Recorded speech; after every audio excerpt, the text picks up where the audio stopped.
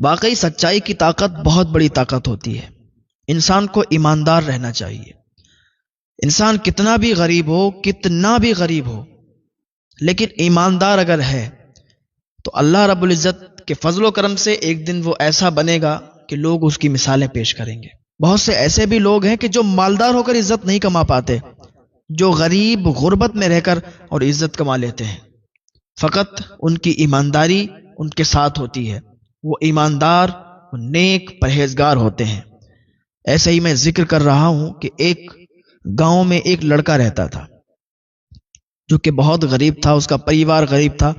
کسی طریقے سے وہ کچھ چند پیسے کماتا تھا اور گھر والوں کو کھانا وغیرہ لا کے دیا کرتا تھا، اپنا گھر یوں ہی چلاتا تھا، لیکن ایماندار بہت تھا۔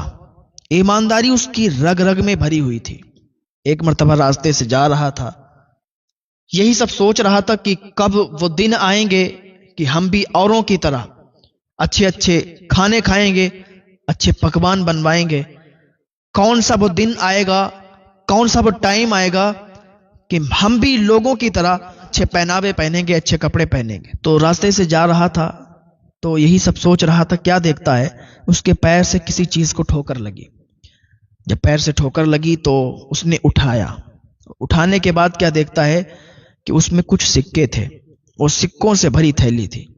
اب جیسے ہی اس نے اٹھایا تو سوچا کہ ان سکوں کو بیچ کر بہت بڑے آدمی بن سکتے ہیں، ان سکوں کو بیچ کر بہت زیادہ مالدار بن سکتے ہیں۔ شہر میں، گاؤں میں ہم سے زیادہ کوئی مالدار نہیں ہوگا، ہم سے زیادہ کوئی کروڑ پتی نہیں ہوگا۔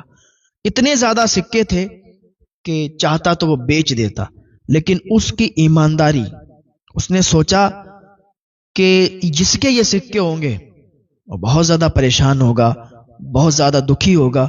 ہو سکتا ہے ان سکوں کی وجہ سے نہ جانے اس پر کیا بیتتی ہو اور وہ ان سکوں کو تلاش کرنے کے لیے نکلا ہو۔ اگر ہمارے سماج اور ہمارے معاشرے میں بھی ایسے لوگ ہو جائیں کہ جو اتنے ایماندار ہوں تو پھر ہمارا معاشرہ بھی سدھرتا ہوا نظر آئے گا، معاشرے کی ساری برائیاں ختم ہو جائیں گی اور ساری اچھائیاں نظر آئیں گی۔ اس لڑکے نے اس تھیلی کو اٹھایا اور اپنی جیب میں رکھا اور چوک پہ جا کے اعلان کر دیا کہ جس کی تھیلی ہو، سکوں سے بھری تھیلی ہے، جس کی تھیلی ہو آ کر لے لے۔ اب تو اس کے نہ جانے کتنے دعوے دار نکل آئے کہ یہ تھیلی میری ہے، وہ کہتا تھا یہ تھیلی میری ہے، ایک آیا کہ تھیلی میری ہے۔ کئی لوگ جمع ہو گئے، سب اپنی اپنی تھیلی بتا رہے تھے۔ لڑکا پریشان ہو گیا، وہ ثبوت مانگ رہا تھا کہ بھائی مجھے ثبوت دو۔ کسی نے بھی ثبوت نہیں دے پایا۔ ایک بوڑھا شخص آیا